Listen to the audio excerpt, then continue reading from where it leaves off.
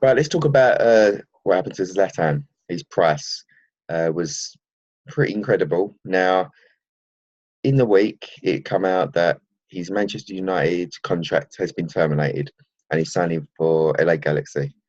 Now, this was expected at the end of the season, but it's happened now, which makes him pretty useless on the index market, right? I mean, that's what we all thought. But those who dare wins, and there was a bit of profit he could have made out of Zlatan. If we look at his 7 day graph, we can see here where the news comes out. It's dipping, it's dipping, it's dipping. It hit a low of 40p, but slowly it's risen. And it's took a small dip here, but it did reach 67p.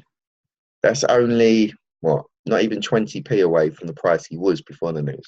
So the market is telling us that actually there's still opportunity. So let's look more into it. Now, if you looked anywhere on social media, you would see a lot of traders saying how useless Ibrahimovic now is. I already gave the reasons at the beginning of the video. And, just for a disclaimer, I agree. I did agree anyway. I did think that I wouldn't have touched Zlatan with a barge pole. There's no way. Why would anyone buy Ibrahimovic now? But he did rise, and people did make profit on him. Nearly 30p. Some people. So I decided to look a bit more into it, and the reasons and lessons that I learned and possible why. Let's go through them.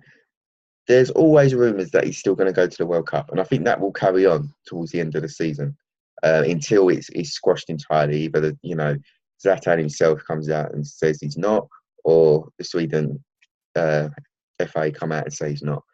So the rumours that he might be in the Sweden team for the World Cup. If he was, you could expect his price to go up even more, couldn't you? We do have Swedish traders now. He's open to Sweden. He's arguably their greatest ever player. So possibly they're new, they come on and they buy Zlatan Ibrahimovic, Canadian traders, we are now open in Canada. Zlatan is going to play in the MLS, which, there are Canadian teams in the MLS. So that is a possibility. They might be buying him because he'll actually be playing against their local teams. I know Toronto is in there and there's other teams as well. So that is a possibility too. The Canadians, even though it's based around what's happening with the British media and the top 5 leagues in Europe for performance buzz, coming onto the index, they've got a lot to learn, and they might be buying players that they see more often on their TV. New traders in the UK, they might come on.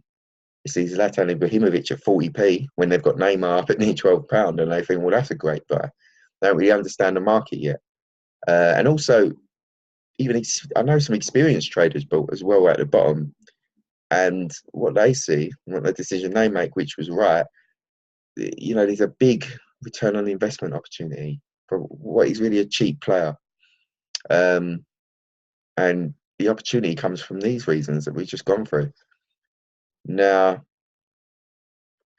high risk trades, for me, my strategy with high risk trades, if I was, for example, going to buy 100 of a player, if there was a trade that was very high risk, then I would probably lower my risk to around 25% of what I would buy. So if I was originally would buy 100 of a player in a normal trade, if it was very high risk, there was a higher chance that I would lose money, then I would probably go down to 25%. So I buy 25 of the player instead of 100. It's all about managing your risk. And that's what I would have personally done with Zlatan. So the lessons that we learn here is that react to the reaction. Don't buy if he's falling, which he was. We can see by his graph, the news come out and it was just a downward trend. That's not the time to buy. Why would you buy when he's on a downward trend? But once he started creeping up, then that's a reaction that people are buying him. So maybe you can jump on that, react to the reaction. And if you did really delve deeper in, there's five reasons that possibly explain why he's rising. If you've been on the index a while, then you realize that actually he's not a great buy. He isn't. We said that at the beginning of the video. What really does he return to you? But the market is telling you something else. So you need to react to that. You need to go with the market sometimes. So if something like this comes up again, so if a player, say, moves to China, let's say for today, for instance, Gareth Bale, he just played in the China Cup. There's rumours that he would actually like to go to China at one point. Whether he's just saying that to be polite, who knows? But if that happens, we could look at this data we've got here and we can delve deeper and we can see actually there might be a time to buy and get out with profit. Because some people would have bought at 40p and got out at 67p, 66p. So, that's 26p on a really cheap player. That's a good return on investment. So next time you see a high risk trade and everyone is slating it, everyone's saying, do not touch the player, me included. I was one of them people. Again, I'm not calling out all the people who said that because I agreed with you at the time. But I delved a bit deeper when I see the rise. I couldn't understand it. So, I've just spent some time, I put some data together, and I thought, actually, yeah, there's quite a few reasons why Zlatan has risen. All right, so yeah, if there is any other player that is got a high status, Zlatan is a high status player. Let's be honest, and they are moving to China, they are moving to America. It's maybe not the end for them. So really, collect that data, and next time you might be able to profit.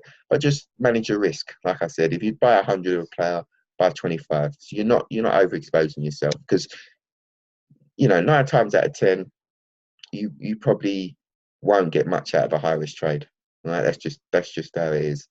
All right. So yeah, I thought I'd just share that with you because that was something that shocked me when it was happened, and I delved a bit deeper, and I just wanted to share that with you, the possible reasons and lessons learned and why Zlatan uh, dropped so sharply, but then rose again for some people to take a nice profit.